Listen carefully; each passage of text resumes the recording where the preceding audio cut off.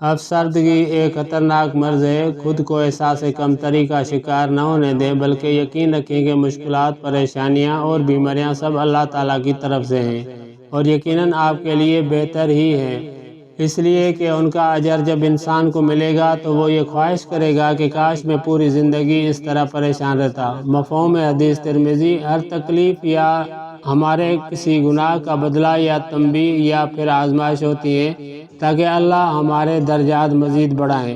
فرمان الہی ہے، ترجمہ کہہ دیجئے کہ اے میرے بندو، جنہوں نے اپنی جانوں پر زیادتیاں کی ہیں، اللہ کی رحمت سے مایوس نہ ہونا، بے شک سارے گناہ معاف فرما دیں گے، وہ یقیناً بخشنے والے اور رحم کرنے والے ہیں۔